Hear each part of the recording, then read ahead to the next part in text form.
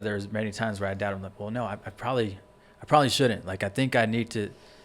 Like, there's no other way. This is the only way, right? Like, this is what I've been told.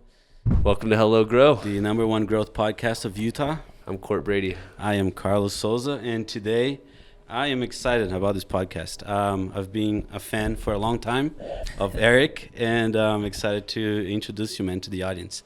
So Eric started his career in collections at Discover Financial Services, then made the jump to be a BDR at Pluralsight, then moved to Flashlight as a BDR as well, and then worked your way up to business development manager, which is the role that you hold today. Mm-hmm. In addition to that, you always have been a passionate about soccer. You were a semi-pro player until you torn your ACL. We're going to get into that and the difficulties. Then you became an assistant coach at East High, and now you help young footballers in Utah get visibility and go to top academies through Spike 17. Am I missing anything? I think that's it. And just that I'm excited to be here. So in today's episode, we're going to talk about Eric's journey from growing up in Salt Lake City, going semi-pro, tearing his ACL, and then going on a different path, and how he leveraged that into being highly successful in business, but at the same time building almost 100,000 followers on YouTube, which is growing rapidly, and having two businesses at the same time. So we'll talk about Eric's journey, and we'll also discuss how you can go and be highly successful in your career while at the same time having an entrepreneurial journey on the side. Eric, we're excited to jump in. Let's get it. And he has phenomenal hair. For everyone who's on audio, you better pull up the YouTube just so you can get a little taste Let's go. of Eric's hair. I left one thing out, though. I think you are the only person who's been on the podcast and that I know that has talked to Gary Vee. So we're gonna dive into that a bit as well. So first question for you, man. So you are Discover Financial Services, and then you decide to make the jump to sales. Mm-hmm. Why was that? I enjoyed my time at Discover because, it was the place where I learned to really have difficult conversations with people, right? Like talking on the phone every day, trying to chase people down to pay their credit card bills, right? It was a good skill that prepared me for the BDR role, right? But I guess I was looking to promote. I was looking to get into that coaching position, right, or that team leader role, because after 4 years it just became really repetitive, right, very tedious. And so decided to explore different places. I applied to different ad tech companies after talking to a friend who made the jump from being at Discover. He was a coach, and he made the jump over to the BDR role. And I asked him, dude, why'd you leave Discover? You were making bank supposedly, right, as a coach at Discover. He's like, nah, dude, this is nothing compared to what I was doing like how much I was making at Discover. You get paid for the work that you put in, right, regardless of the hours, right? So that was really exciting for me, right? I was really intrigued by that. And so, applied to different places. I applied twice at Pluralsight, got rejected the first time, and then reapplied and then got the role there. And so it was I was just in the need for something new. That's why I made the move. That's cool. And you said that you applied to a couple of ed tech places. Yeah. Why specifically the ed tech space? I just talking to, again, this was just having conversations with people that like made the move from Discover. So there was this my friend Alex Gibbons who made the move, and then someone else also moved to a different ed tech role at a different company. And I was like, dude, why are you doing why are all these people moving from Discover to an ed tech? He's like, dude, ed tech is where it's at. Like this, it's the future, right? And it's a lot easier than doing door-to-door sales, right? You're just on the phone, like you have been at Discover, but if you can get the people, if you can get the people to do what you're calling them for, you're gonna get paid for it. You're gonna get compensated for it a lot more. And so, again, it sounded really easy. It sounded a lot easier than what I was doing, and more rewarding. So, I was like, I think I should have looked into this a long time ago. So. Yeah, I think collections is a lot more similar to sales than what we think. Oh, 100%. Those 100%. cold calls and all that, huh? Yeah, no, and just yeah, even more. I mean, at least for me, it's just going from transitioning from talking to people that are like just they don't want to talk to you, right? They're hiding from you. They're intentionally not picking up the phone. Whereas with now where I'm at now, I'm just calling, directors, educators. They're the nicest people in the world. It's like, yeah, for sure. I'm staying here. You know? Nice. And you've been in sales now for 2-3 years. Is that correct? Yeah, it's about 3 years, I think. Yeah. So been at Flashlight 2 years, and then about 2 years, 2 years and a half. 2 years, something like that. Yeah. And you are already a business development manager. Yeah. Tell us a little bit about your journey in sales. Like how it was at the beginning. Was it easy for you, or maybe did you have some hard days? And what has been the key to your success? Like that's pretty fast. Yeah. No, I think again, I think I credit my preparation a lot to Discover, because I think those 4 years were the hardest years compared to what I'm doing now, right? Like just going through the tedious work, making over 500 dials through an automated system at Discover, and then going from that to only having to make I don't know, maybe 60, 80 dials, before you get to your goal of booking the amount of demos. Yeah, it's hard for sure, right? Like making calls, having to be there all day. It is hard, but I think I felt really prepared for the transition from Discover to the BDR role and now to the manager role. But yeah, I think it definitely would have been a lot harder if I wouldn't have gone through that process, right, of doing the hard work at Discover for 4 years. I know that we have some SDRs that listen to the podcast, BDRs, SDRs, and especially from my team. What was the key to your success as a BDR, and what's changed ever since you became a manager? Yeah, I think the key for me was just trying to be authentic, right? Like trying to figure out what's your pitch, right? What's your tone? What's your wording? Because it just feels a lot more natural, right? If you can figure out the way to make it sound the most natural to you and effective at the same time, it makes it a lot easier to just go through every single day. Like at Pluralsight, for me, it was video prospecting. Going back to video, like I would send video messages to CIOs, to IT directors, and it was a raw video. It wasn't really like an edited video. I was just like, hey, like Carlos, this is Eric with Pluralsight. I know this is probably out of the ordinary, but just wanted to see if you'd be interested in talking for 20 minutes, over the phone about so and so, and I had plenty of responses from people saying, yes, this is different, right? So it inspired me to want to continue doing it. And at that point it was like, yeah, like there was a lot of coaching for sure. There was a lot of shadowing. I think it's important to be open, right? To try to learn from the best, from the top performers in that company, right? And then once you shadow the top performers in the company, that you pick and choose, okay, I think I'm going to take this from this person, and I'm going to take that from that person, and then convert all this into my own style, right? So in a nutshell, learning from the best, and then try to make it your own, and then try to be the best after that. Yeah, I think one of the best advices that I received when I was putting together a process, like a script and a process, was that you need to get your people to follow.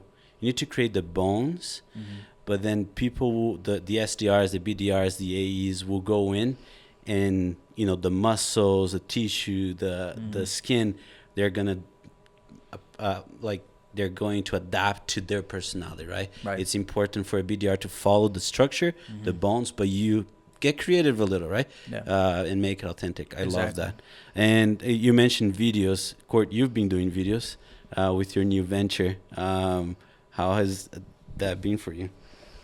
Yeah, sending video messages over LinkedIn. I haven't gotten any responses. So far. Maybe you need some Maybe you lessons need to from grow out Eric. your hair a bit. I get a lot of comments in the hair. Eric has that voice of like that everyone listening is getting a treat listening to his voice through this microphone, because he has that voice. I feel like, oh yeah, I do want to talk to him for 20 minutes if I get to hear that voice. Eric, I have a question for you about Easy. You mentioned, my buddy mentioned this to me, and it seemed way easier, and it ended up being way easier.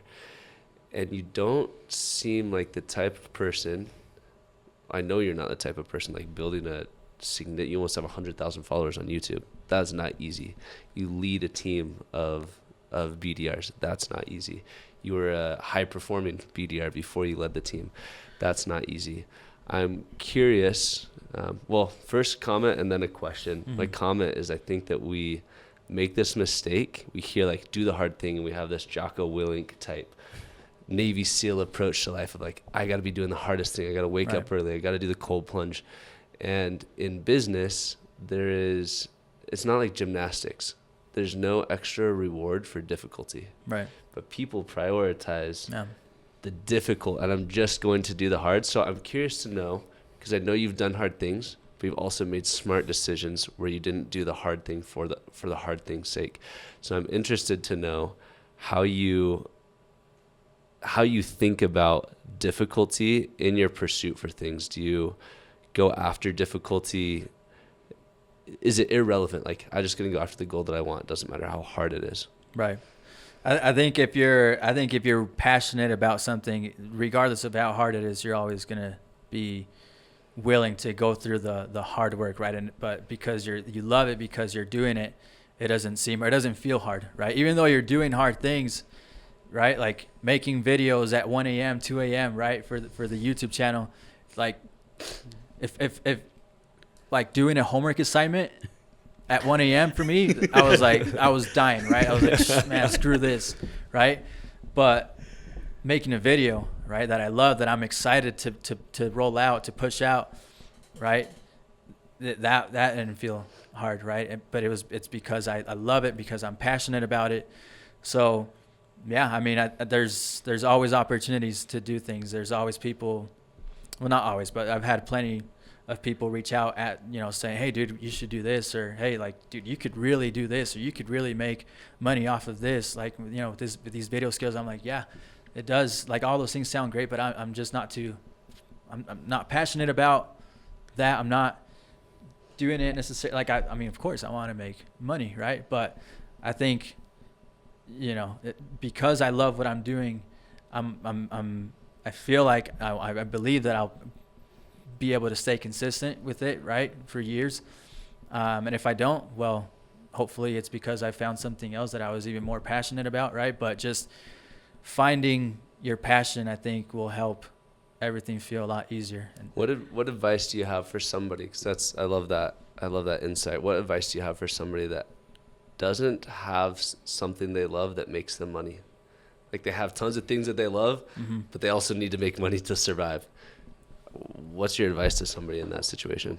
So just to clarify again, like, what's the advice for someone that isn't making money and is trying to find something that they love? So somebody that has a set of things that they love, like you love making videos, you probably love closing deals now, and so you do those things and they make you a lot of money. What's your advice to somebody that doesn't have something that they love that also makes them money?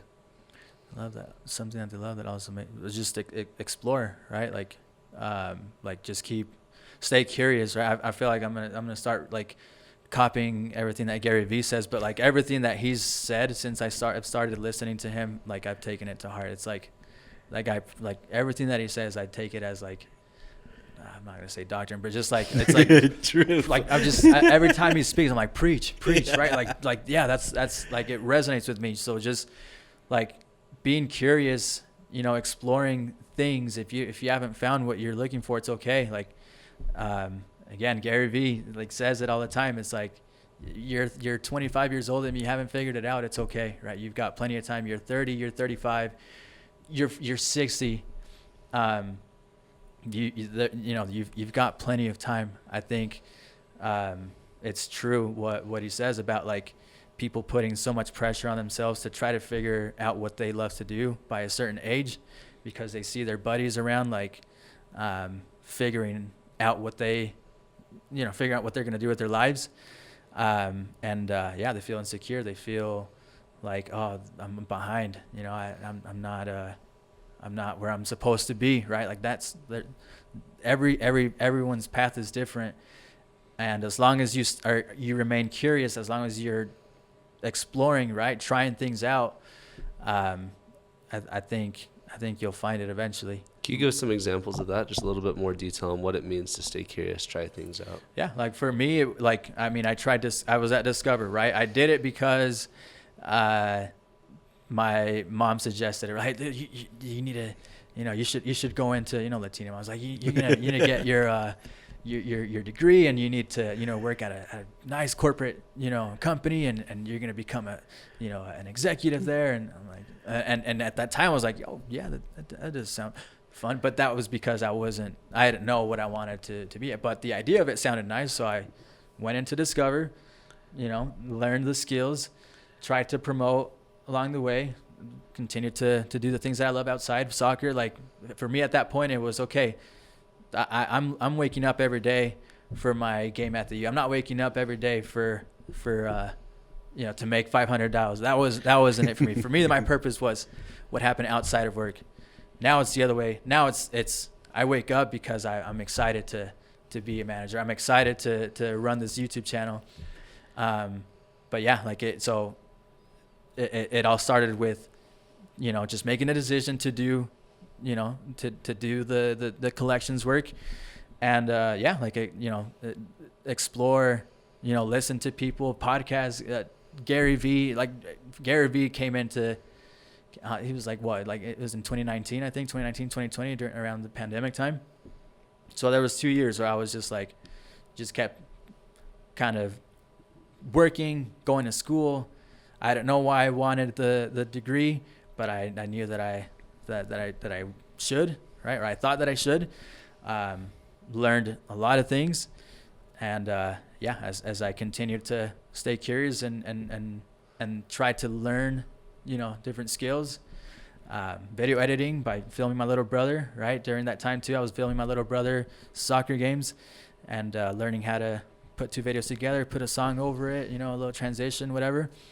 All those things, right? All those things I think are what helped me, kind of guided me, right? As I explored all that, kind of guided me to where I'm at today, enjoying everything. Carlos, can I ask you a similar question? Yeah, I've just seen you trudge through this large amount of things that you hated, probably. Like as I saw the look in your eye, I'm like, dude, this kid is away from his family. They're all in Sao Paulo. He's up here with a new wife, and life is just difficult, and he's putting in all the time and all the work.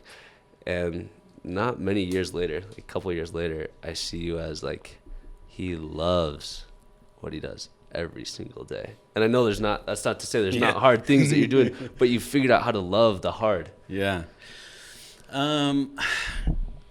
I think I love what Eric said, and I think it reminded me of a quote I heard 6 years ago now, 7 years ago, that purpose is found while moving.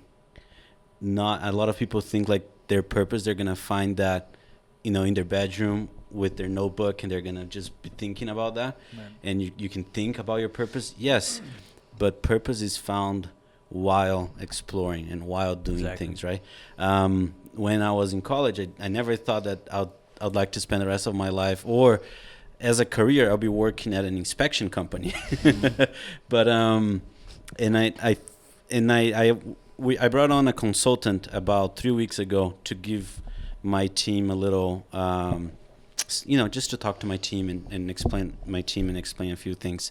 And at the end, because he spoke for an hour, and this guy was just like, let me backtrack a little bit. So I don't know if you're familiar with Gong, Mm-hmm. but I bought their product, right? But through the whole sales process, I was just impressed with this guy, like the account executive that was selling me the software. And then at the end of the process, signed the documents. I was like, man, I'm going to sign these documents, but you need to come and talk to my team. Like, we need to, like, it felt so good to buy this from you. Like, you're a natural. And then he agreed, and he came on and spoke to my team for an hour. At the end, I asked him, like, you make it sound so easy. Like, talking and building a relationship with a client and getting the client, like, working through objections. You make it sound so easy. Like, how? Like, what's your secret? And then he paused for a second, and I thought he was going to use some strategy from some book. And then he pulled out a picture of his family and his daughter and his mom. And then he said, I just do it for them. And then he talked a little bit about how, like, I think his mom is sick and needs, help financially. And I think it comes down to that. Like, if you have a good why, you're getting out of bed, whether that's for your family or to make the world a better place, or to help. Just if you have a good mission, I think you end up loving the process. You end up falling in love with the process because the outcome is getting you to drive your mission forward. Yeah. So I think that would be my answer. What's the most potent first step that somebody in that situation that is doing something that they don't love but wants to get out and explore, it feels like they can't? What's the most powerful first step they can take? That's a good question. Probably have to sit here for an hour and think about that one. It's a hard one. Nah,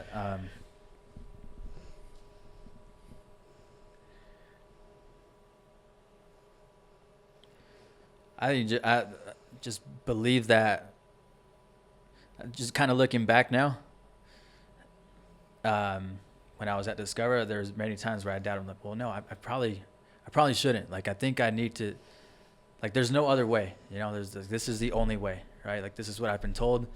Like this, no, there's no way that there's another option. So just, I think, believing that there is another option that you can take would probably be the first step. Because I think there's a lot of people that are kind of just, maybe it's not because they're stubborn or something, but they just feel like there's no, like, this is the only way, right? Like, nah, Court is doing that, but that's a unique situation. No, it could be you too, right? Like, if you can, like, convince yourself that there is another way, right? That it doesn't have to be the current way right now. Then you're opening up your mind and your heart to other ideas, right? So, I think for me that was partially the reason why it took me 4 years. Which, again, like, I'm grateful for it, because I think it was still 4 years of good experience, good learning. But yeah, like, there was times where I was like, man, maybe I should do door-to-door sales. And then I was like, no, that's not for me. But then, yeah, what if it doesn't work out, right? Like, what if it's not, what if I don't like it? Well, you're never going to know unless you go and do it, right?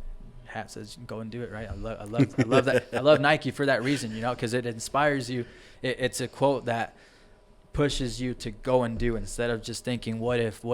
Like, go do it. You can go try it out. If it doesn't work out, it's gonna be fine, right? Again, going back to, you've got plenty of time. If you mess up, that you can start over. That's not the end of the world.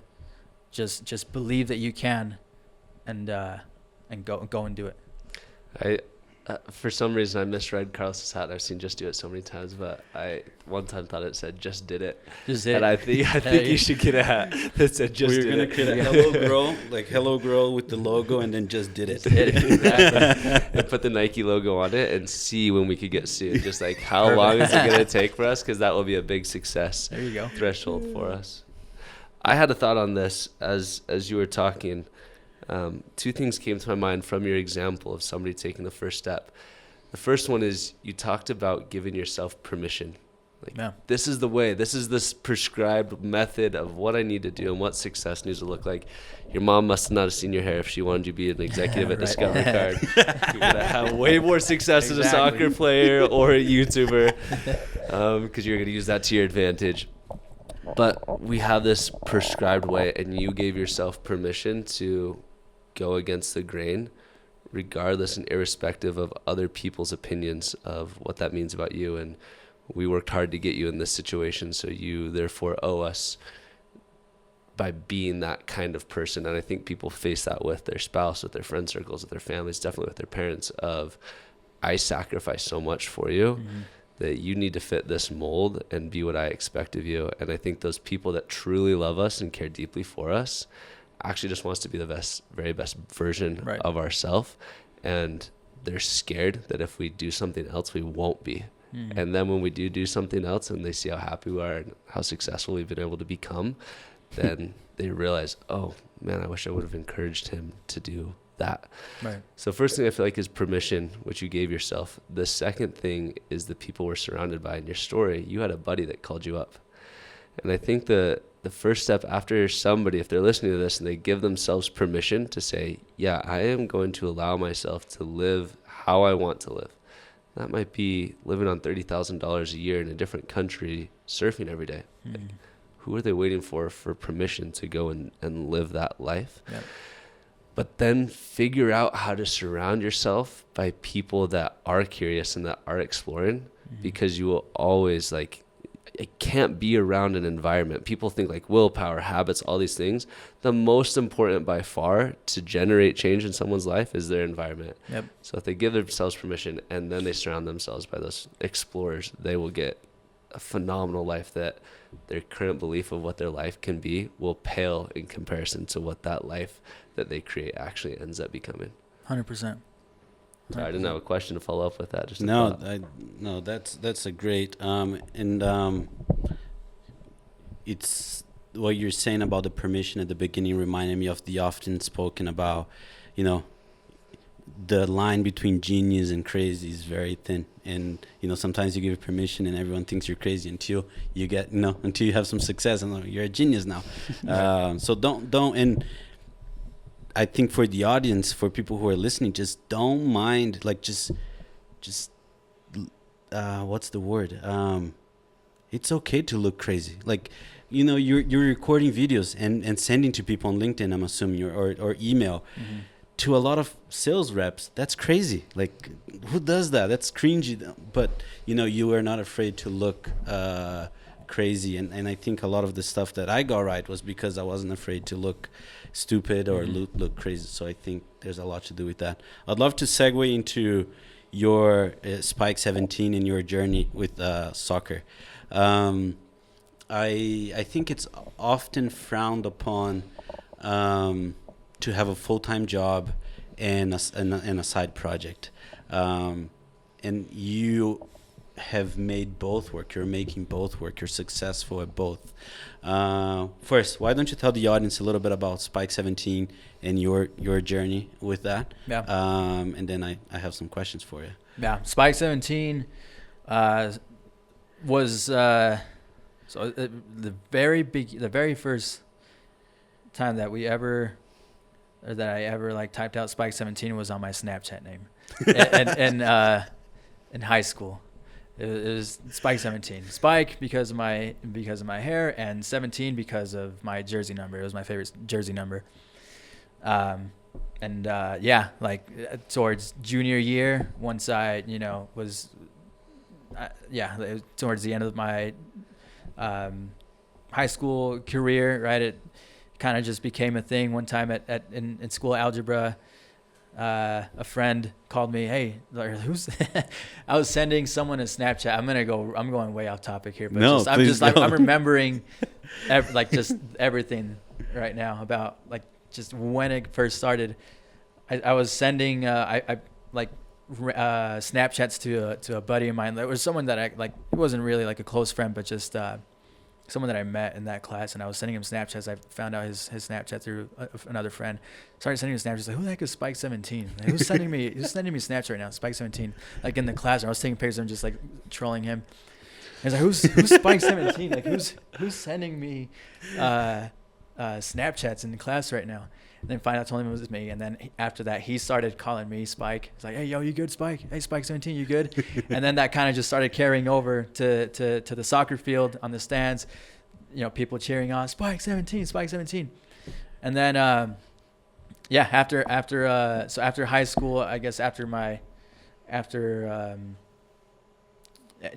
I came back from a mission, you know, during Discover, I started training kids on the side, right? Training my little brother. First off, it was my little brother. Started off with my little brother.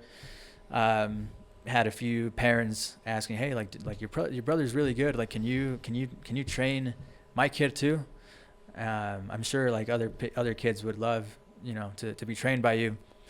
And I was open to the idea of it. And I was like, yeah, sure, why not? You know, again, going back to being willing to try things out, right? Like exploring. It did sound kind of, it sounded exciting at the time. So I was like, I need a name. I'll just Spike 17, Spike 17 training, right? Like that, like a lot of friends from high school, they'll see me today. My close friends, a lot of them will call me Spike. So started off, you know, training kids under the Spike 17 training program. And then after a good, I'd say like year and a half, I just realized that even though I was enjoying it, it was taking up most of my time with my wife. It was taking most of my own personal time, and it just wasn't. I wasn't enjoying it as much anymore.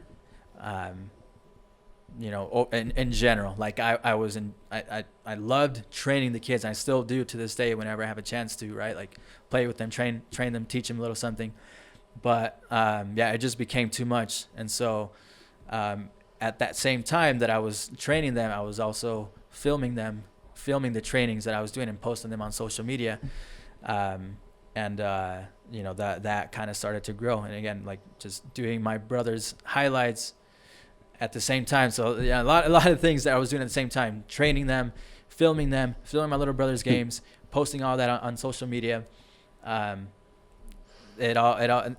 kind of started thinking, well, how else can I make good use of this, right? How else can I add value to these players without having to sacrifice so much of my time? So, you know, they loved the idea of you know, they loved that I was showcasing them, their skills on social media. So I was like, hey, what if I you know, make videos for them? What if I, and not just that, but you know, at the same time, the idea came to my head of what if I make highlight videos, not just for these kids, but like for college players or for 16, 17-year-olds that are trying to get into college, and just help kind of just pimp out a nice highlight video for them to send out to college coaches or academy coaches.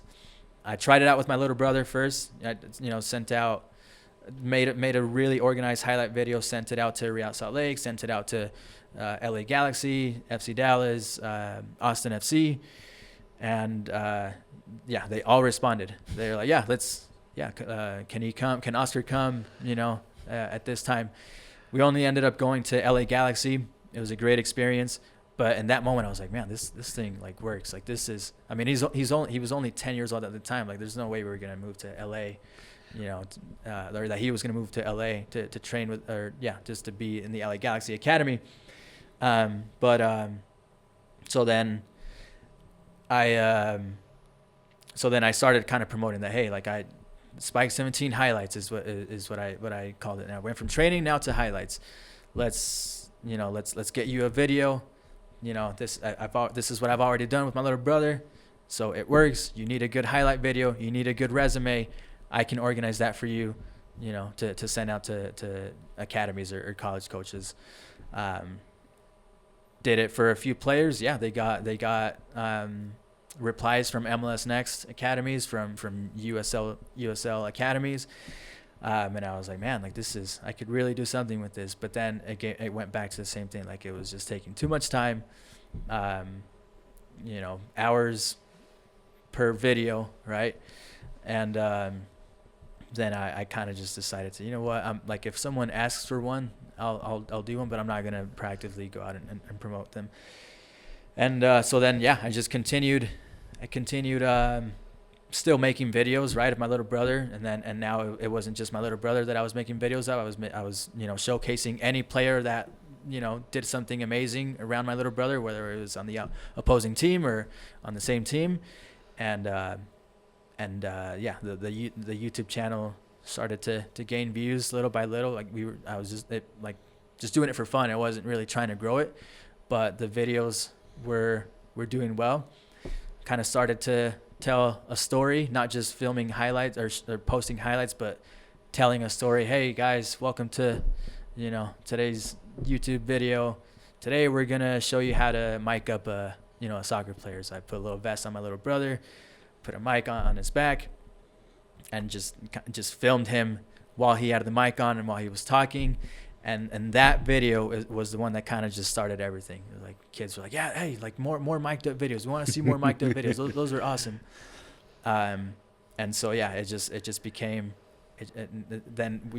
I started making more videos of him with the mic. They loved hearing him interact with players during games, and then in March of this year, it really took off. We went past 1,000 subscribers.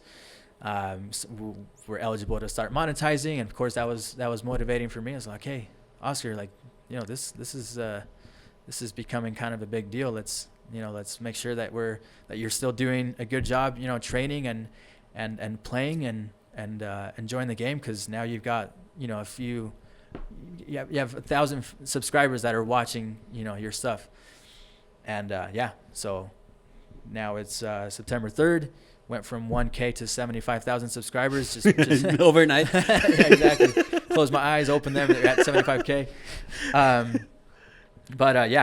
It was just posting consistent videos while telling a story that motivated the audience to want to come back and watch the next one. And so now it's a journey of Oscar trying to develop to become the best player that he could be, and while along with his friends, right? So I'm trying to showcase his buddies as well, who are also amazing players, and so that's kind of what the YouTube channel is just a channel where of a story of Oscar and his friends trying to become the best players that they could be, while I kind of share a little bit here and there of what it is that Oscar is doing to become the best players. So kind of like educating players as we go through the story, right? Long story. No, that was great. I have by the way, Oscar is a phenomenal player. I've been a huge fan of your work. Just so the audience knows, I actually came across Eric 2 years ago at a Nike store, and I went up to him and said, hey man, I like your work. I keep doing. I don't know what I remember, but I've been following your content for years. I think I'm seeing a pattern here for this episode, and you are a semi pro player. And you torn your ACL. You kept exploring, then you kept on going, and then some parents ask you to teach their kids, and a lot of people, I feel like, would just take that as a side gig and just not make much out of it, right? You then kept exploring. You kept we're gonna record videos. We're gonna make more out of it, and then you took the training.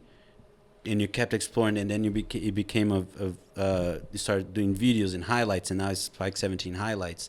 I'm just noticing a pattern where I think a lot of your success is due to that resilience, and you keep exploring. It's never enough, right? You're always looking for more, and hats off to you, man, for everything you've accomplished so far. I want to, you've accomplished a ton, to echo Carlos's words. I love what you're doing. Thank you. And I'm curious if you could talk to yourself back when you were at Discover Card. Mm-hmm. And how many years ago was that? Started in 2017. Cool. So how old were you in 2017? I was 20 years old. Yeah. So you're sitting across from your 20-year-old self. You're 27, 28 now? Mm-hmm. 27. So you're sitting across from your 20-year-old self, and you have an opportunity to have this conversation. What advice or questions do you ask yourself or tell yourself? What advice? I feel like I've thought of this question recently, and I forgot what my answer was. But I think it was something along the lines of like, well, first off, just don't lose the hope. It's gonna be okay.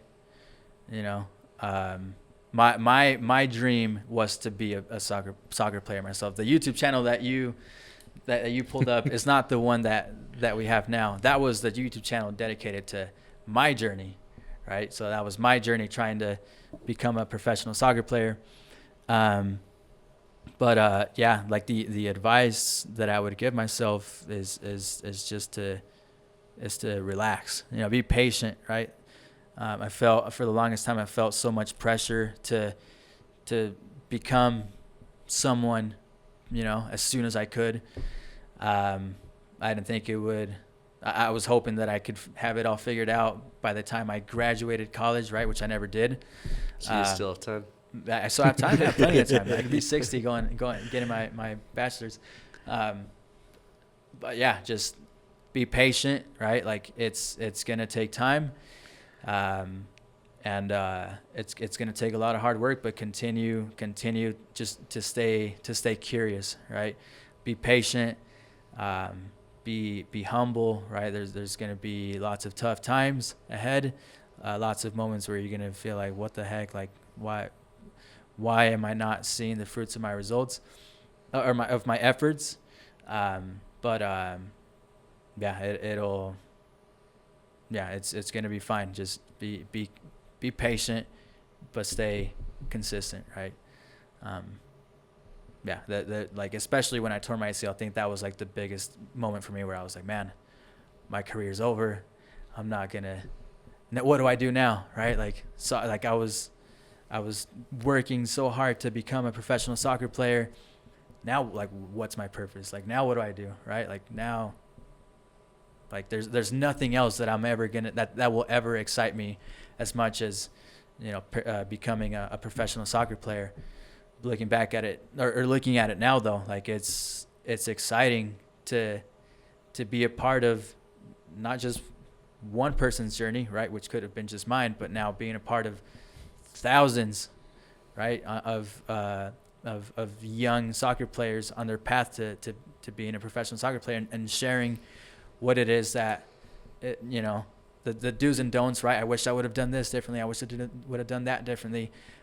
I haven't seen it yet, right? These kids are only 12 years old, but I can only imagine how how exciting it's going to be for me to be able to see at least just one player, right? Like I don't, who knows?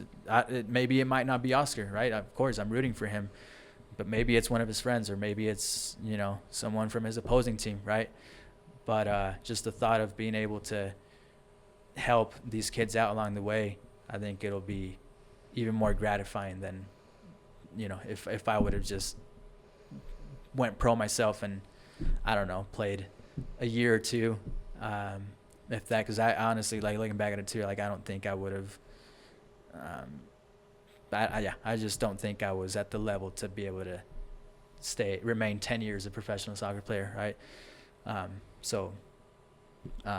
Yeah, I don't know if I answered your question there with that, but I predict that in about 10 years' time, you're going to be standing next to the next, what's his name, Pulisic? Pulisic, yeah. Pulisic, Donovan, the next U.S. star, Yeah. with the work you're doing, man. Do you have Thank another question, Kurt? I have. I just have a comment on it, and then let you wrap up with a question. I had this Jim Carrey, I love Jim Carrey, Yeah. quote come to my mind, Yeah. but he said that life doesn't happen to you, it happens for you. Yeah. And so many people get punched in the teeth and all of their dreams get shattered. Mm-hmm. And I think it's a fundamental, whether this is true or false, that quote of life happens for you instead of to you. Yeah. Those that believe that the future is going to be better, and that doesn't mean easier, that doesn't mean more money, but it means more expansive, that you are going to have a better journey, that those peaks of the highs and the troughs of the lows are going to be further from the medium. You're going to be Right. higher than you've been, and you're going to be lower than you've been to have this earthly experience. The people that believe that the next moment and the next moment are going to be more expensive than the current moment are the ones who actually have those types of lives. Right. So appreciate Love you that. sharing that.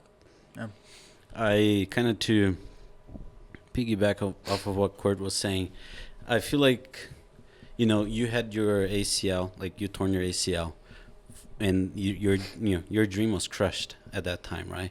For some people, it might look differently. For someone who's in college, might be, I don't know.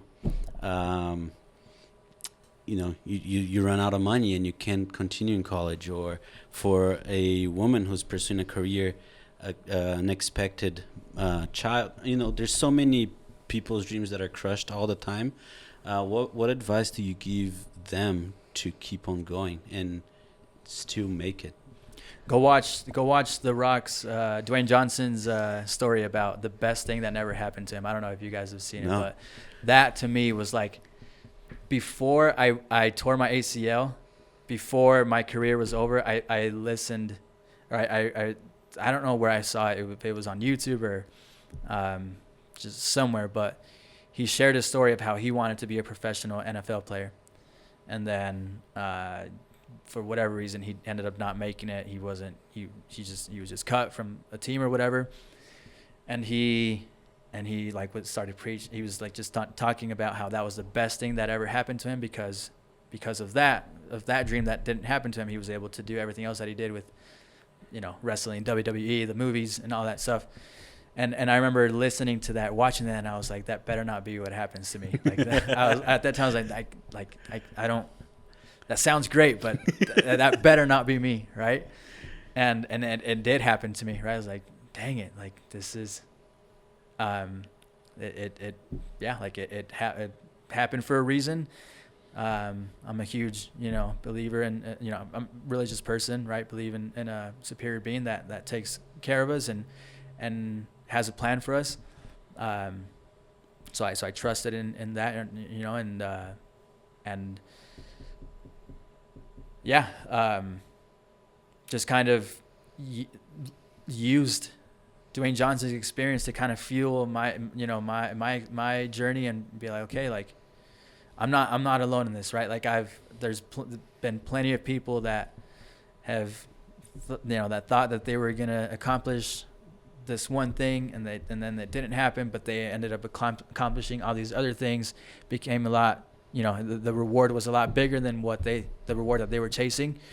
So yeah, just like, I think listening to those kinds of experiences can really inspire you to continue going when something doesn't go your way. Just surrounding yourself, right?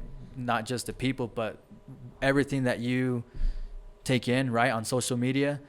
It all can either make or break you, right? And so if you can just take in all those positive things to motivate you and inspire you, I think you're a lot less likely to break, right, or just completely give up when that tough time comes. It is going to come, and when it does, it might be the end of that journey, right, or it might not, right? But just remember those times where you overcame, those difficult trials, and use it to fuel you. And if you haven't had, those experiences, then listen to other people's experiences, and just believe that can be you too. I don't know if that helps if that will help others, but like it is what helped me. But if it doesn't help them, if that's not, motivating to them, or that's not inspiring to them, then just find something to believe in, find something to help you overcome, something that will inspire you, right? When something like that, when something tough happens to you. Eric, this has been amazing. Such a gift. Thank you for Thank being you on guys. with This us. pleasure's mine. Thank you This for is your awesome. time, man. Thank you. You've been watching Hello Grow, the world's #1 growth podcast. I'm Cortland Brady. I'm Carlos Souza. If you've watched this video so far, it means that you like the content that we're putting out and the people we're interviewing. We're putting together a community of business leaders, entrepreneurs, and sales leaders. You liking, subscribing, and sharing this content helps us reach those that are going on that journey. If you want to be a part of this community, please subscribe, smash that like button, and turn on those notifications.